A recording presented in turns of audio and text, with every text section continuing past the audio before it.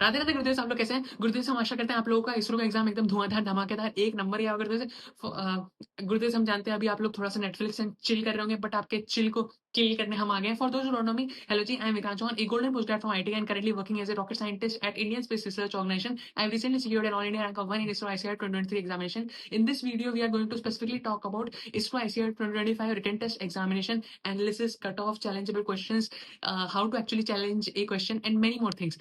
तो सस्पेंस को बरकरार रखते हुए चलिए श्री गणेश करते हैं आज की वीडियो का। गुरुदेव मैंने इसरो आईसीआर 2025 का पूरा पेपर सॉल्व किया है, each and every question with all the exploration of all the options. मुझे लगता है 5 क्वेश्चंस हैं इसरो आईसीआर कंप्यूटर साइंस में जो चैलेंजेबल है, 2 है टेक्निकल पोर्शन में और 3 है एप्टीट्यूड सेक्शन में।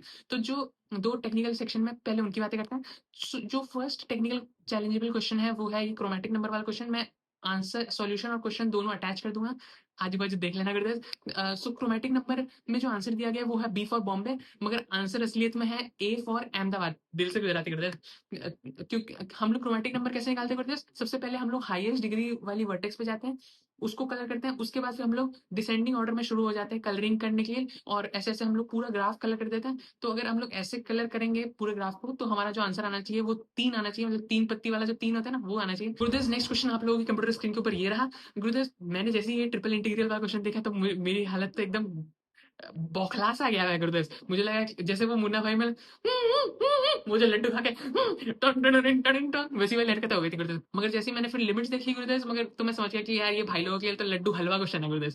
तो गुरुदेव इस क्वेश्चन का आंसर होना चाहिए डी फॉर दिल्ली, क्योंकि अगर आप लोग इसको सॉल्व करेंगे तो आपका आंसर आना चाहिए -45/2।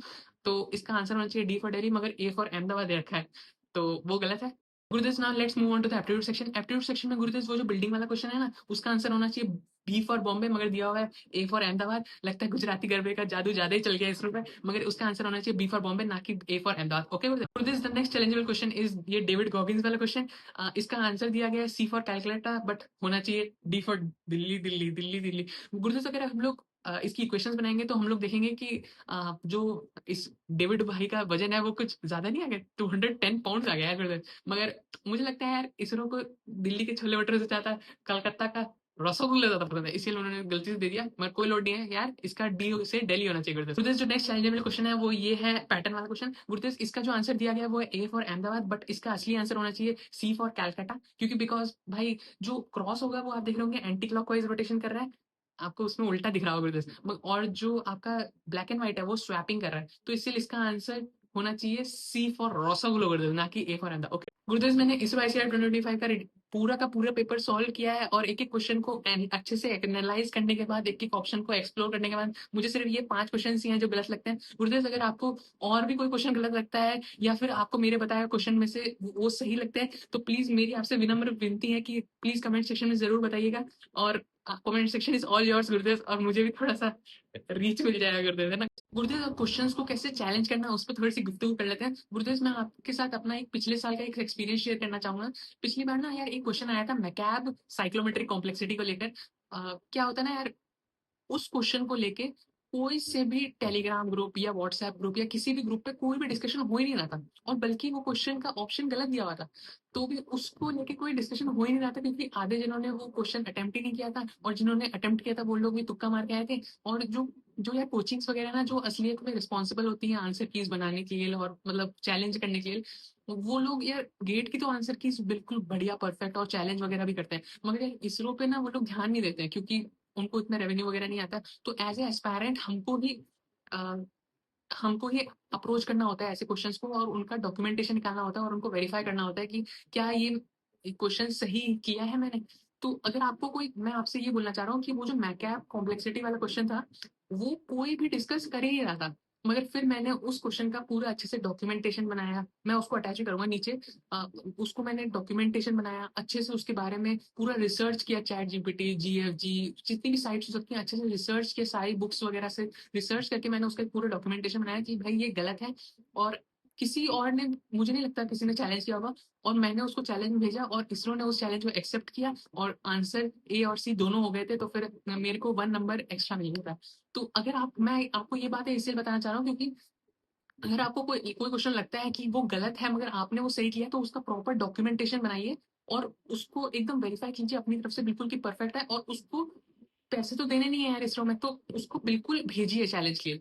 और पिछली बार का मैं आपको बताना चाहूंगा, पिछली बार 6 क्वेश्चंस जो थे वो ड्रॉप हुए थे, और 6 क्वेश्चंस के आंसर्स चेंज हुए थे। तो ऐसा नहीं है कि चेंज नहीं होंगे, बिल्कुल होंगे चेंज, मगर आपको प्रॉपर डॉक्यूमेंटेशन के साथ भेजना पड़ेगा, वरना आपका तो कैंसिल ही होना है। Okay for this. तो डॉक्यूमेंटेशन के लिए क्या करना है, मैंने ना 2 क्वेश्चन, जो 2-3 क्वेश्चन मैंने जो भी थे उनको मैंने चैलेंज किया था, तो उनका मैंने डिस्क्रिप्शन में लिंक अटैच कर दिया कि कैसे एक्चुअली में आपको स्ट्रक्चर्ड वे में लिखना है, तो कि आपका जो चैलेंज है वो एक्सेप्ट हो। ओके, मुझे एक और बात आप लोगों से बोलना चाहूंगा कि बिल्कुल भी ना आलस नहीं करना है डॉक्यूमेंटेशन बनाने में, अच्छे से डॉक्यूमेंटेशन बनाना है, बुक्स वगैरह का सबका अटैचमेंट्स, फोटोज वगैरह लगानी है अच्छे से।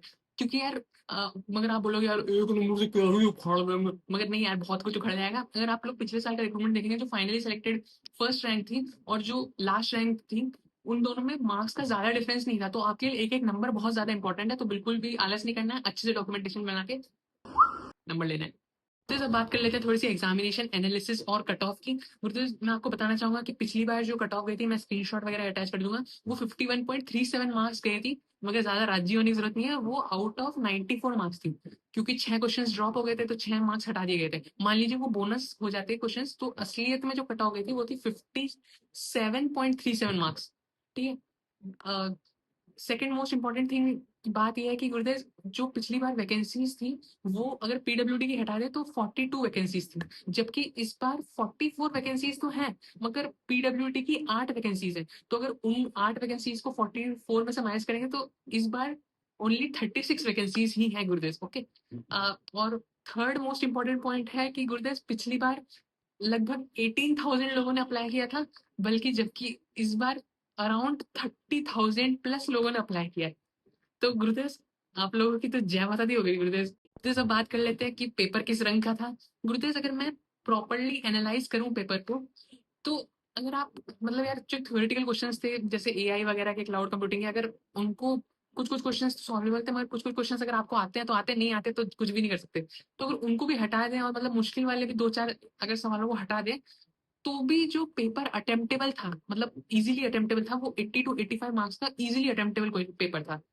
तो अब आप भगवान या रैंचो के संतान तो है नहीं कि पूरा पेपर पेल के चले जाएंगे, तो ऐसा तो है नहीं।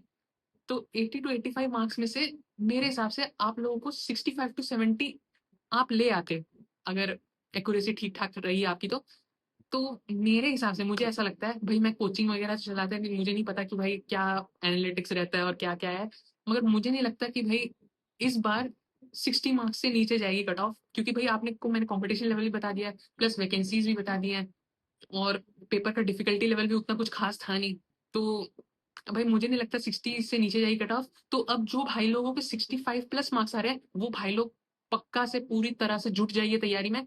60 प्लस वाले भी बिल्कुल तैयारी में जुट जाइए इंटरव्यू की। और मगर जिन लोगों के 60 से नीचे मार्क्स आ रहे हैं, उन लोगों को मैं एक बात कहना चाहूंगा कि अभी भी अपनी तैयारी जारी रखिए, क्योंकि लाइन में बहुत सारे गवर्नमेंट एग्जाम्स, और अब तो गेट भी आ रहा है 2-3 महीने बाद, उसकी तैयारी में बिल्कुल अपने आप को झोंक दीजिए, और एकदम फ्लाइंग कलर्स के साथ बाहर आइए गुरुदेव। गुरुदेव, सभी भाई लोग मुझसे पूछे थे कि भैया फाइनल रिजल्ट कब आएगा, तो गुरुदेव मैं बताना चाहूंगा, पिछले साल 7 जनवरी को एग्जाम आता, और 2 मई को रिजल्ट आया था, फाइनल रिजल्ट जो होता है रिटन टेस्ट का।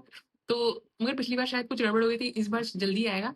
मगर जो फाइनल आंसर की होगी ना गुरुदेव, वो 1 महीने में फाइनलाइज हो जाएगी, तो आपको ऑलरेडी पता रहेगा कि आप कितने पानी में हैं। मगर फिर भी ठीक है। सेकंड मोस्ट इंपॉर्टेंट थिंग है कि यार गुरुदेव, मैंने पूरा पेपर सॉल्व किया, तो मैं ना उसकी वीडियोस बनाई थी कि कैसे सॉल्व किया है पेपर, एक एक क्वेश्चन के सॉल्यूशन की। तो अगर आप चाहेंगे तो मैं उसकी वीडियो जरूर अपलोड करूंगा। आप मेरे को एक बार कमेंट सेक्शन में जरूर बताइएगा, क्योंकि मैं सोचा था पता नहीं भाई लोगों को चाहिए होगी कि नहीं चाहिए होगी, भाई लोग पहले से ही समझदार है, पहले ही से सॉल्व कर लिया होगा। तीसरी मोस्ट इंपॉर्टेंट थिंग है कि यार गुरुदेव, इस महीने से हमारा ISRO induction training program start हो रहा है। तो आपने आईएएस वगैरह की तो ट्रेनिंग कैसे होती है वो तो देखी होगी, मगर अब you have the chance to encounter the most epic training program of the whole country, ISRO induction training program.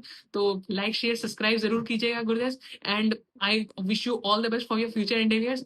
Don't worry and always be happy गुरुदेव। राधे राधे गुरुदेव।